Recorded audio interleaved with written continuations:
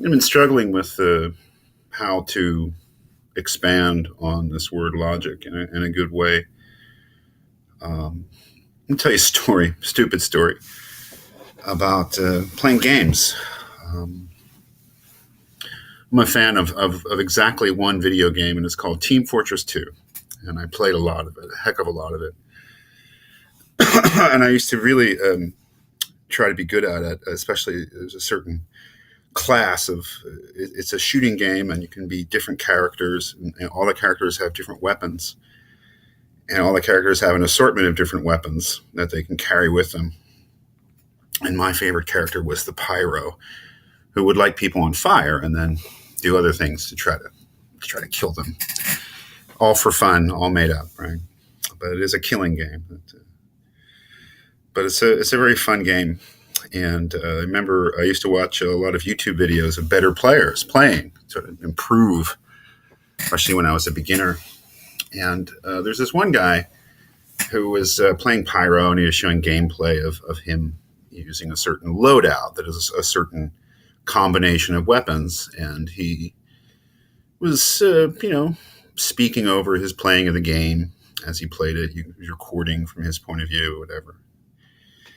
And he said, "Well, he said something like this. Well, I'm using this loadout, and I promise you, I will show you the logic of it." And it struck me as a particularly good example of the word logic. That is, it's logical if you're going to use this particular weapon to use that weapon too. It would be illogical to combine the two of them. It would be illogical to combine two other weapons. Now, for instance, if you're playing as a Pyro in Team Fortress 2, and I know I'm getting really nerdy here, you're always trying to set people on fire. And it generally works pretty well, except when you're fighting other Pyros, because you can't light them on fire. Okay, you have immunity from catching fire as a Pyro. So your primary weapon is a flamethrower, and that's how you set people on fire. But then you have a secondary weapon, and you have choices of what secondary weapon you're going to be using.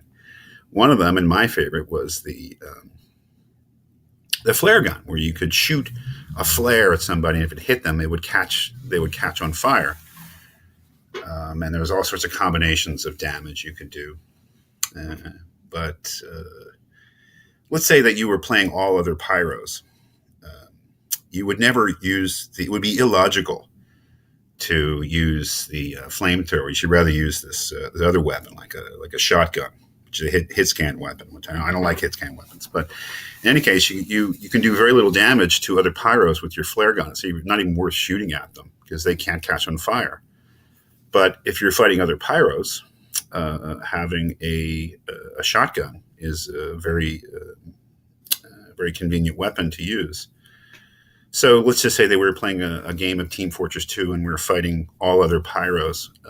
There would be no logic to using a flare gun or the extinguisher, which is your melee weapon, which you can use to hit people. And the thing about the extinguisher is if they're on fire, it does a lot more damage than if they're not on fire. So if you were fighting other Pyros, it would be useless, but it can be very, very useful if you're fighting other characters who can catch on fire. And then when you hit them when they're on fire with your axe, it does a tremendous amount of damage, or at least it used to before they nerfed it, but I won't get into that. In any case, this Let's Play YouTuber, I thought, when he was explaining how to better play the game as a Pyro, he said there's a certain logic to this loadout that he's using. It's a different loadout that I don't use. But in any case, I thought it was a particularly good use of logic because it brought up implication. If you're going to use this weapon, that implies that you should use that weapon rather than another one. It would be illogical to choose.